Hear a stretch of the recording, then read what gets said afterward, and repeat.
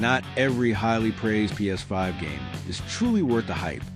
In this video, we're counting down the most overrated PS5 games, titles that look promising or were praised by critics, but ultimately fail to deliver a lasting or meaningful experience for many players. Number 5, Returnal. When Returnal launched, it was hailed as a technical achievement. The combination of bullet hell gameplay, fluid movement, and atmospheric world building earned it critical acclaim. However, beneath the visual polish lies a game that's often frustrating rather than rewarding. Its roguelike structure meant every death could erase over an hour of progress, and the lack of a proper save system at launch alienated many casual and even seasoned players. For a full-price first-party title, Returnal felt more like an indie concept stretched too thin. Beautiful, yes, but unforgiving to a fault. Its repetitive nature and niche appeal make it one of the more divisive and overvalued PS5 releases to date. Number 4, Ratchet & Clank Rift Apart.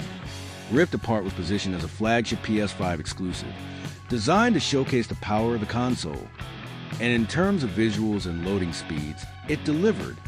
But gameplay-wise, it stuck too closely to a formula that hasn't meaningfully evolved in years. The weapons were creative, but combat was simple, with little challenge or variation. Platforming sections were short and linear, and the dimensional rift mechanic, heavily featured in marketing, felt underused in practice. Many longtime fans enjoyed the nostalgia, but for newer players expecting next-gen innovation, the game felt underwhelming and overpriced. It's a solid experience, but one that was praised more for its presentation than its substance. Number 3, Forspoken. Square Enix hyped Forspoken as a bold new open-world IP, promising fast-paced magical combat and a deep, emotional narrative. What players got, however, was a massive world lacking character and charm. The dialogue was often criticized as awkward or cringeworthy, undermining what could have been a strong protagonist. Combat, while flashy, often felt disconnected from the world and lacked impact or variety over time. Most damaging was the game's repetitive mission design and uninspired exploration. Despite strong tech behind the visuals and traversal, Forspoken simply didn't justify the anticipation or the premium price. It's a textbook case of style over substance, and for many players, one of the year's biggest letdowns. Number 2, Deathloop. Deathloop received widespread praise upon release, winning several awards and even receiving Game of the Year nominations. But over time, the player base's view has cooled. The core idea, breaking a time loop by assassinating key targets, was clever, but quickly became repetitive.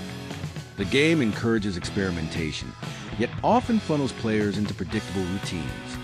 Enemy AI lacked intelligence, and once you figure out the most efficient route, the loop lost its tension. The story, while stylishly told, didn't offer enough depth or emotional weight to keep many players invested. Deathloop is creative, but it wasn't a genre-defining masterpiece it was made out to be. It's good, but certainly not as revolutionary as the industry praise suggested. Number 1, Gotham Knights. Few PS5 titles arrived with as much baggage and anticipation as Gotham Knights. With the legacy of the Arkham series looming large, fans expected a worthy spiritual successor.